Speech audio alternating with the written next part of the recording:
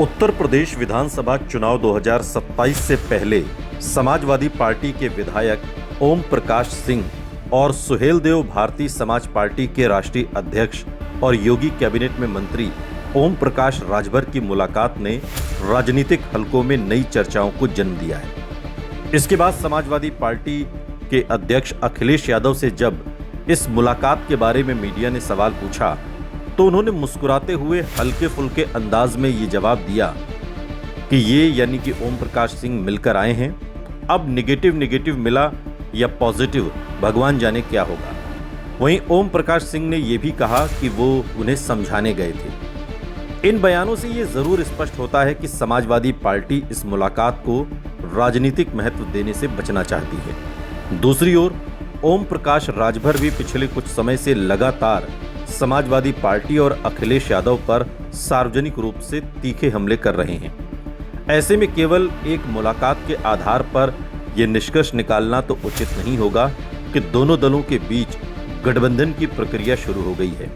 अभी तक न तो समाजवादी पार्टी और न ही सुहेलदेव भारतीय समाज पार्टी ने किसी नए गठबंधन की ओर आधिकारिक संकेत दिए हैं, लेकिन फिर भी इस मुलाकात ने इस चर्चा को जन्म दे दिया है।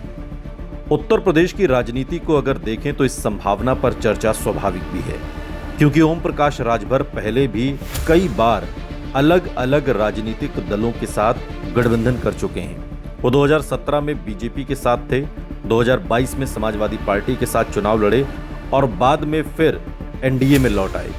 इसलिए राजनीतिक विश्लेषकों का मानना है कि वो परिस्थितियों के अनुसार राजनीतिक निर्णय लेने वाले नेताओं में गिने जाते हैं।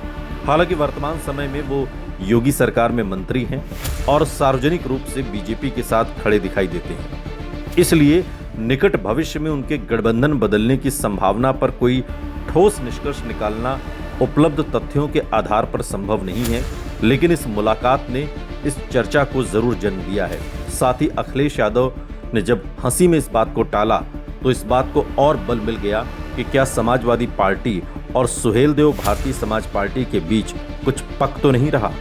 यदि केवल एक काल्पनिक राजनीतिक संभावना के रूप में विचार करें तो भविष्य में ओम प्रकाश राजभर फिर समाजवादी पार्टी कांग्रेस गठबंधन के साथ आते हैं तो इसका सबसे बड़ा असर पूर्वांचल की राजनीति पर पड़ सकता है। राजभर समुदाय का प्रभाव विशेष रूप से गाजीपुर, मऊ, बलिया, आजमगढ़, जौनपुर, वाराणसी, चंदौली, देवरिया, कुशीनगर, अंबेडकर, संत कबीर नगर, गोरखपुर और आसपास के जिलों की कई विधानसभा सीटों पर माना जाता है। हालांकि किसी भी सीट पर केवल एक जाति चुनाव नहीं जिताती, लेकिन यहां राजभर मतदाता निर्णायक संख्या में है। वहां सुहेलदेव भारतीय समाज पार्टी का प्रभाव चुनावी समीकरण बदल सकता है।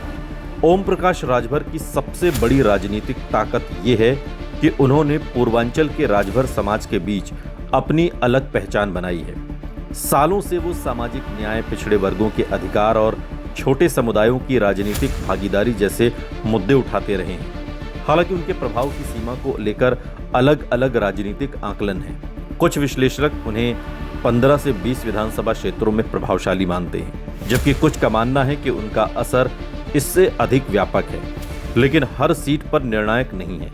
वास्तविक प्रभाव उम्मीदवार, स्थानीय समीकरण, गठबंधन और चुनावी माहौल पर निर्भर करता है। यदि भविष्य में समाजवादी पार्टी और सुहेलदेव भारतीय समाज पार्टी फिर साथ आते हैं तो समाजवादी पार्टी को पूर्वांचल में कुछ सीटों पर सामाजिक समीकरण मजबूत करने में मदद मिल सकती है।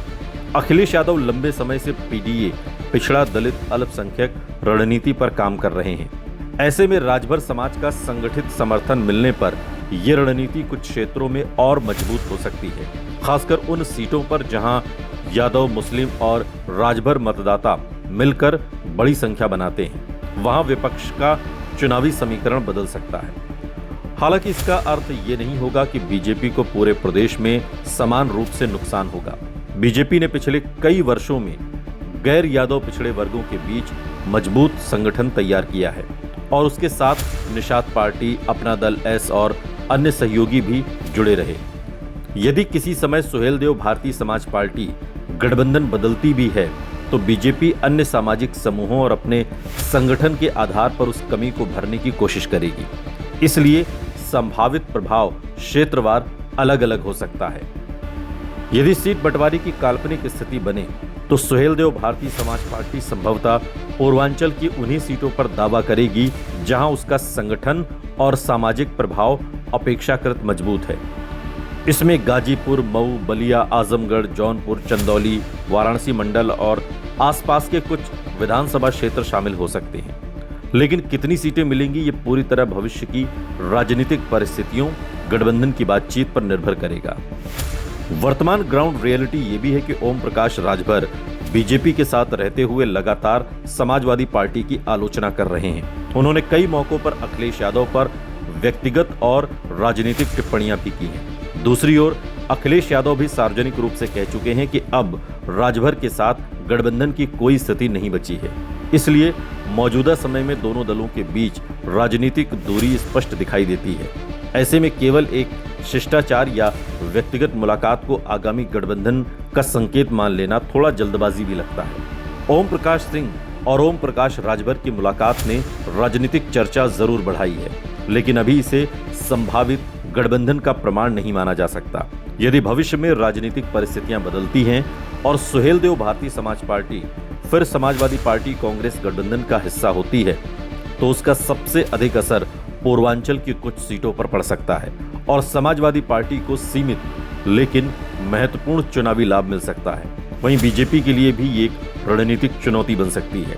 लेकिन वर्तमान समय में जो तस्वीर दिखाई दे रही है उसने इस चर्चा को जरूर बल दिया है कि क्या आने वाले समय में सुहेलदेव भारतीय समाज पार्टी समाजवादी पार्टी कांग्रेस गठबंधन का हिस्सा हो सकती है, क्योंकि समाजवादी पार्टी के विधायक ओम प्रकाश सिंह और सुहेलदेव भारतीय समाज पार्टी के राष्ट्रीय अध्यक्ष ओम प्रकाश राजभर की इस मुलाकात ने अब इस चर्चा को जरूर बल दे दिया है कि आखिर इस मुलाकात के मायने क्या थे, चुनाव से ठीक पहले ये मुलाकात क्यों हुई और चुनाव से पहले हुई ये मुलाकात क्या इस ओर इशारा करती है कि आने वाले समय में सुहेलदेव भारतीय समाज पार्टी के नेता ओम प्रकाश राजभर एक बार फिर अखिलेश यादव के साथ कदम ताल मिलाते हुए उत्तर प्रदेश में नजर आने वाले हैं, क्योंकि राजनीति में न कोई परमानेंट दोस्त होता है और न ही परमानेंट दुश्मन।